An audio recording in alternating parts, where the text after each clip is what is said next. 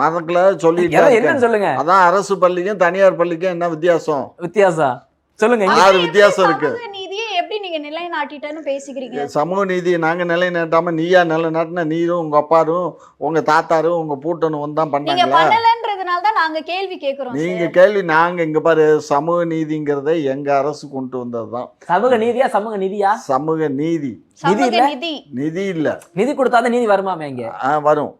வரும் நீதி குடுப்பா வரும் பாப்பா. அதை வாங்கிட்டீங்களே, வாங்குற அளவுக்கு. யார்கிட்ட வாங்கிட்டோம்? எங்க கிட்ட இருந்தா ஒரு அளவுக்கு உருவிட்டீங்க. இனி ஒண்ணும் லூசு லூசா பேசுறீங்களாடா? ஏன்டா எங்க அரச பத்தி குறை சொல்றதுக்குன்னே வந்திருக்கீங்களா?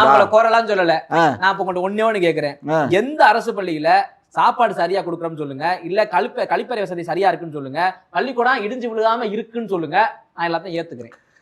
இல்ல நீங்க ஆளக்கூடிய அமைச்சர்கள் எம்எல்ஏக்களோட பிள்ளைங்க எல்லாம் அந்த கவர்மெண்ட் ஸ்கூல்ல படிக்குதுன்னு சொல்லுங்க, நான் இன்னையோட அதை பேசுறதை விட்டுறேன். அவதெல்லாம் அவங்க வசதி நேரத்துல படிக்கலாம். வசதி வாய்ப்புக்கு தகுந்த மாதிரி அவங்க பிள்ளைங்க மட்டும் படிக்கிறாங்கன்னு கேக்குறேன். நீங்க ஏன் சார் தனியா போறீங்க? நீ என்ன பேசுற? 1 லட்சம் ரூபாய் சம்பளம் வாங்குறவன் அவன் பிள்ளைய கொண்டு போய் தனியார் ஸ்கூல்ல சேர்ப்பான்.